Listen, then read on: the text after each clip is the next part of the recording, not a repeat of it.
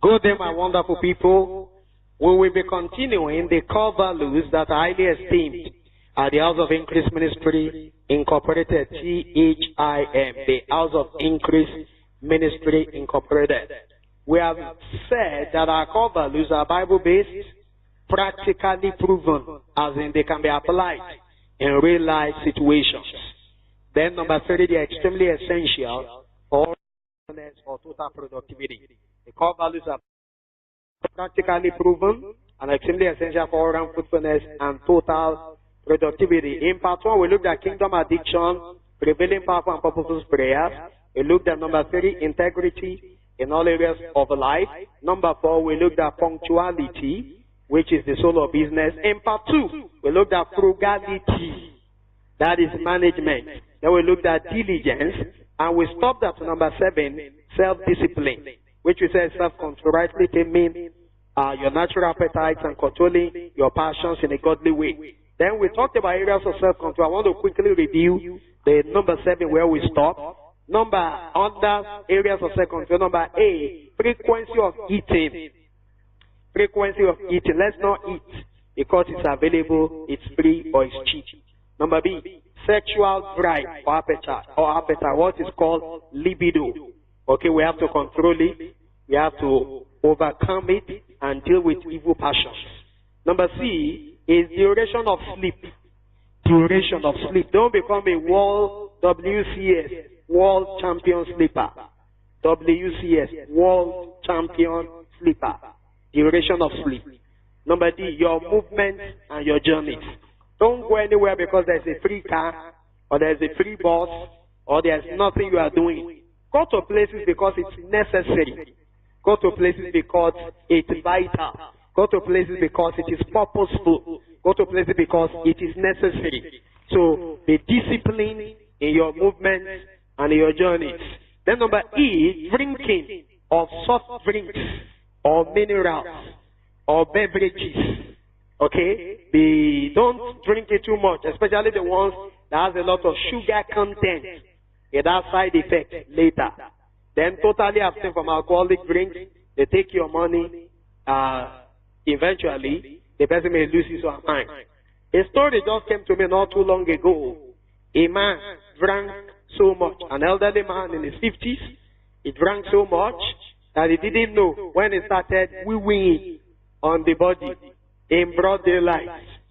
And he did it to the extent that he was about to enter a house and he started wee-weeing and he did not know.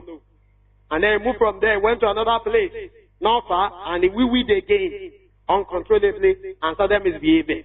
Now, what made the story funny was that the person that this man did some terrible things to the day earlier, he now asked the person, what even happened yesterday? That means it was not him that was acting, it was the demonic influence produced by the alcohol that was intoxicating and driving him.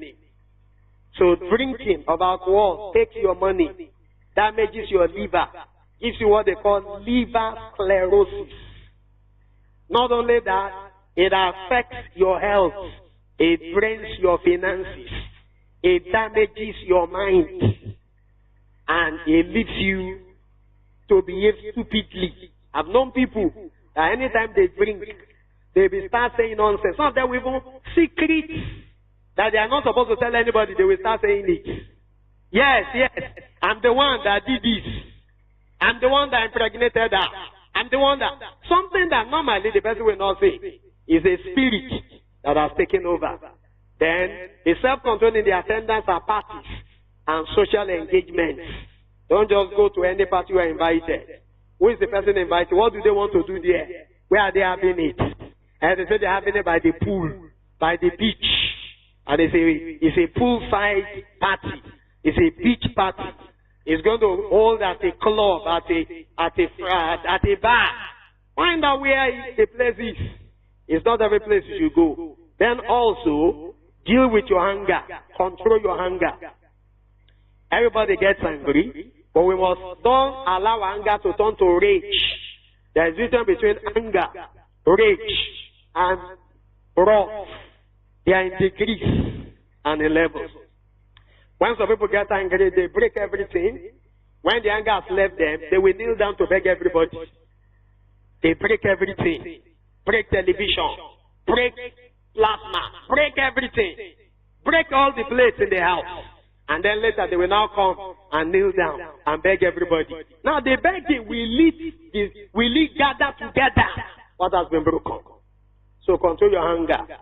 The Bible says be angry, but do not sin not. Be angry. Jesus was angry. He took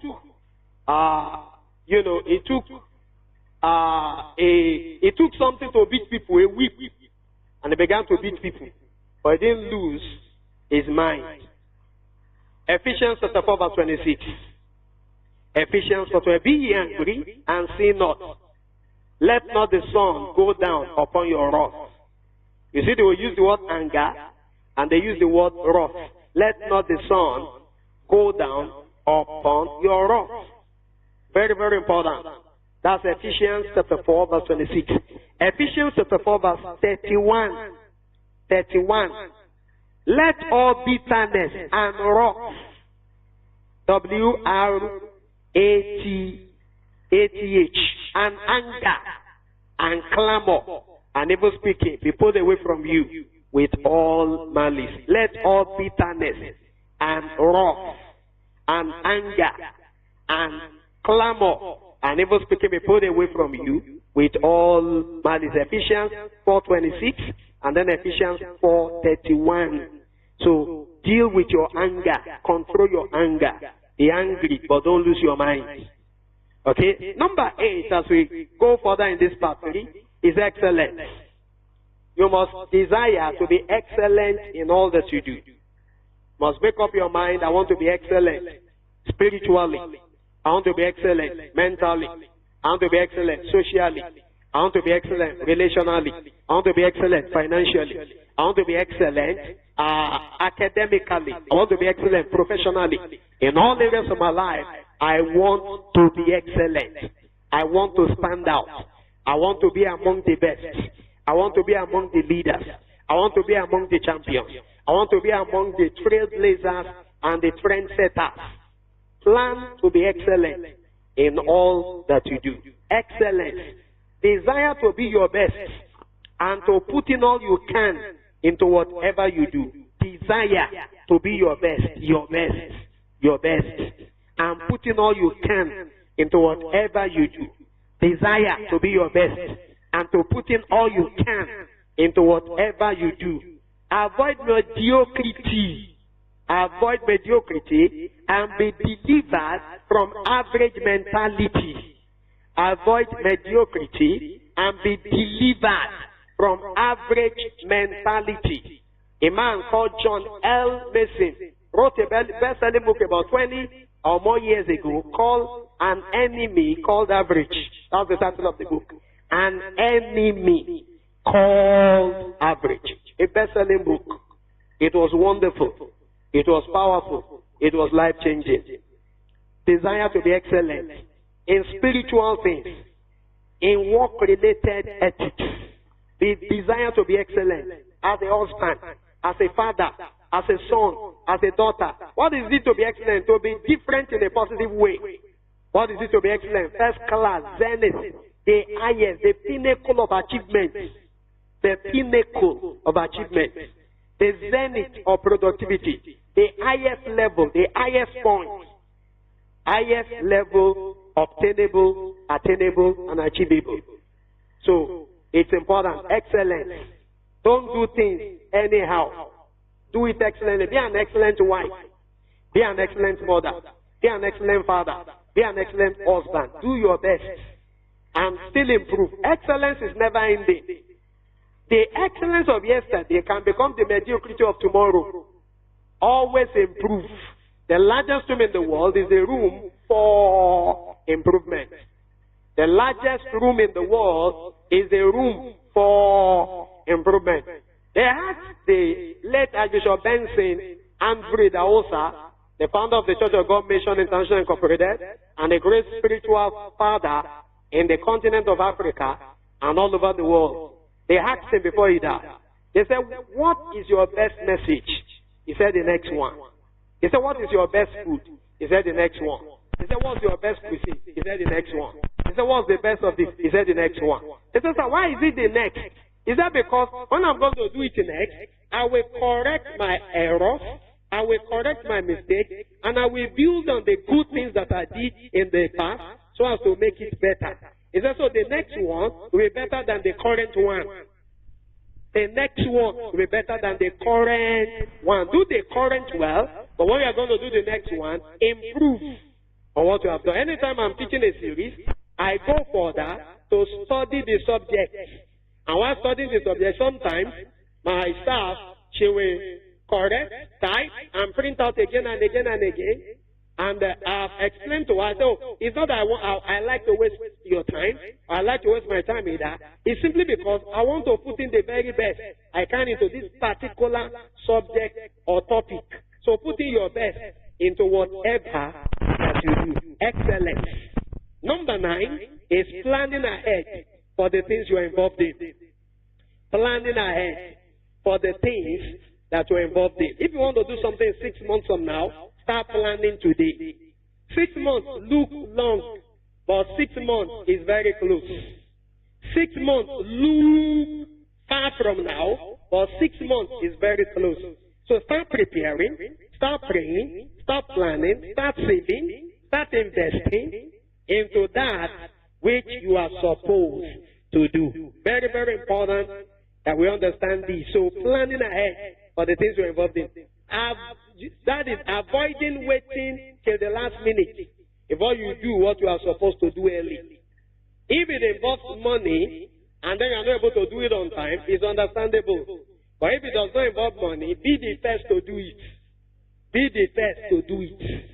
Be the first to do it. And if it involves money and you have the money, be the first to do it.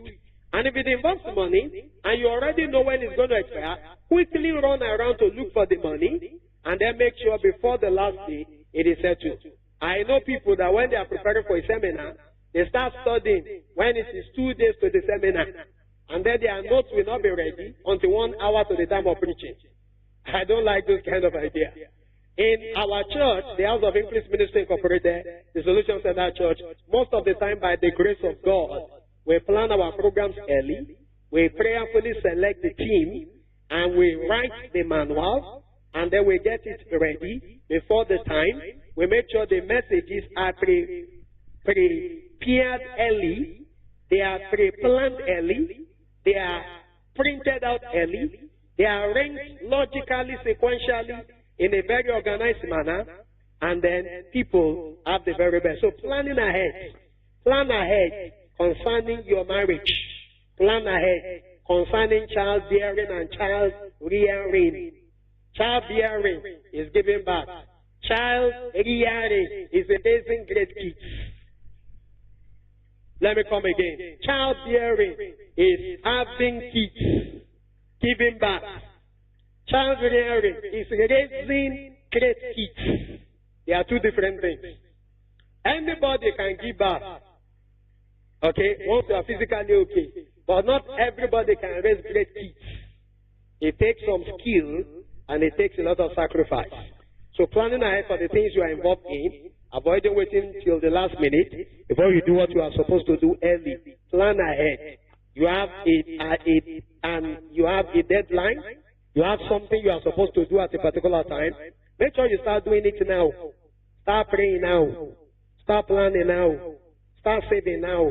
Start investing now. Start writing now. Start the thing now. Don't wait till tomorrow.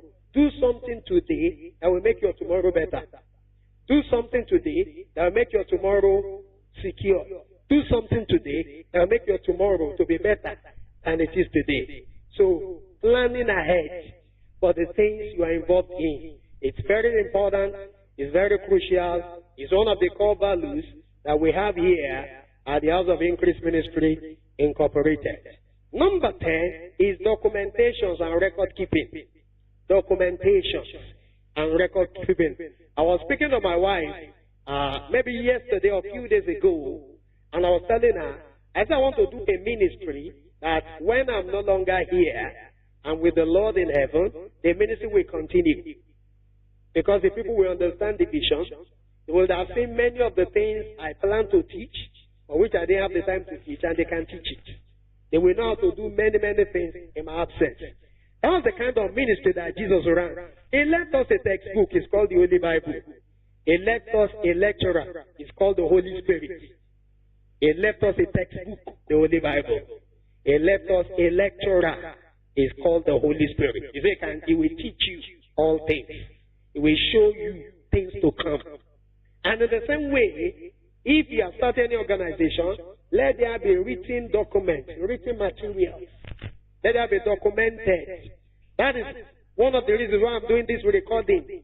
At this particular time, I'm recording it because in 10 years from now, if Jesus tarries, there will be churches that we are planting that we have to listen to this particular audio to be able to understand the core values of the church they belong to.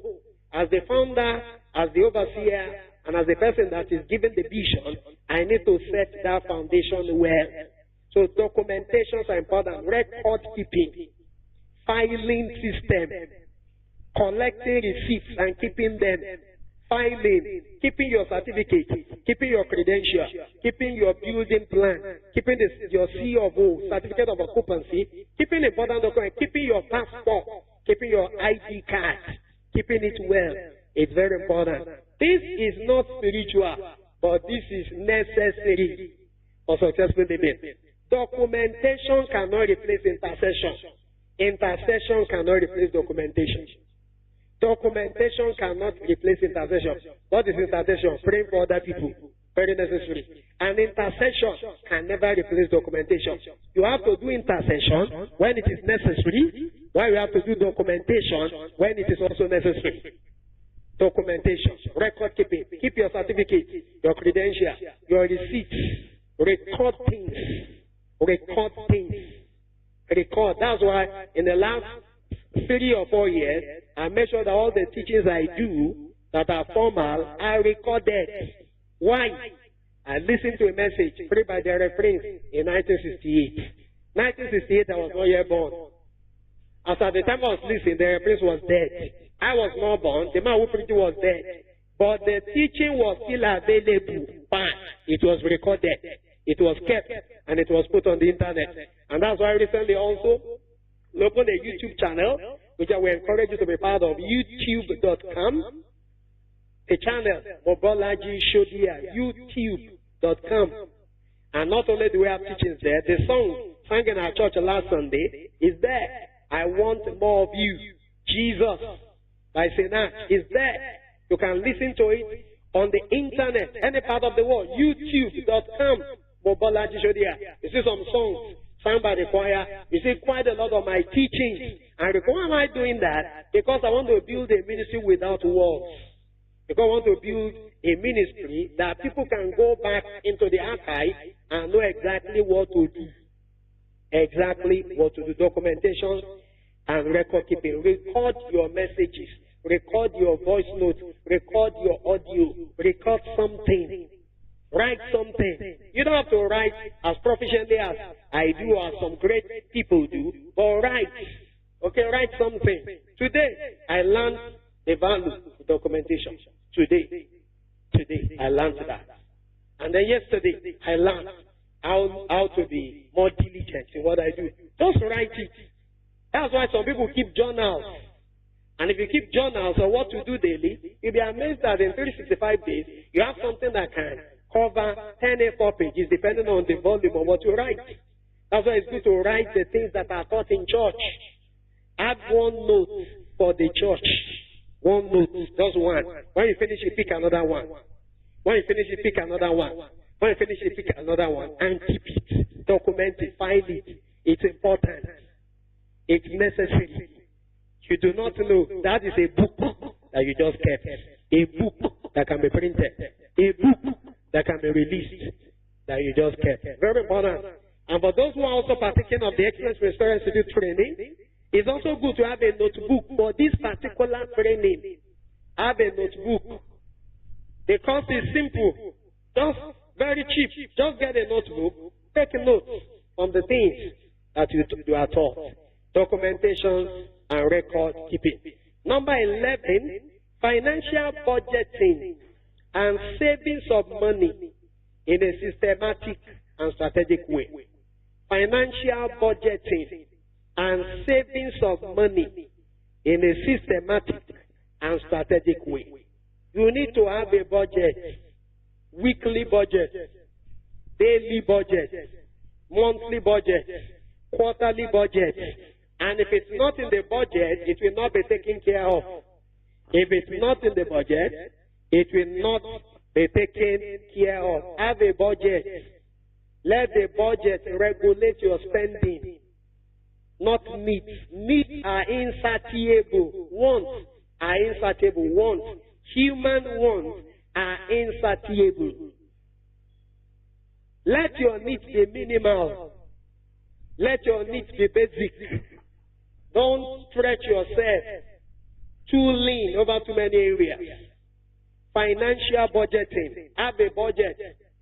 Have a budget. Daily budget, weekly budget, quarterly budget, annual budget. These are the things I want to do. These are the things I want to achieve. These are the things that have to take place. You need to have a budget. You need to have a particular budget of the things you want to do, of the things you want to achieve, the money you want to spend. You can even have some budget before the end of the month. At the end of this month, I want to do this, I want to do that, I want to spend for this, I want to pay the children's school fees, I want to pay for this particular loan that I took, I want to pay part of it, and you have to write it down. Budgeting must be documented. Well, advance you have a notebook for financial records. I have a notebook for financial records. Then, apart from financial budgeting, savings of money must be systematic and strategic. You have to save. If you do not save, S-A-V-E, you are not financially safe, S-A-F-E. If you do not save money regularly, you are not financially safe, S-A-F-E. Very, very important that you save. Very, very important that you don't spend 100% of your income. You keep some money in the bank. You keep some money in some investment. Let your money be able to show in things that you have done. Not in things that you have said or things that you have drank. Not in the clothes that you have acquired. But in tangible things that people can see. Like buildings, like land, like houses. Like things that are tangible. That people can see. That this person invested a little, he or she had. So, our financial budget, write down what you want to settle financially. First thing to be on your budget is your tithe. My tithe, 10% of my total income. That's the first thing on your budget. After that, put food. After that, house rent. After that, if you have children, children's school fees. After that, if they attend lesson after school, lesson fees. After that, put their textbooks. After that, put money for soup. Money for soup. Money for this. Money for that. Okay? Gas. PHCM bill. Power Holding Company of Nigeria. Or, just put it for electricity bill. Electricity bill.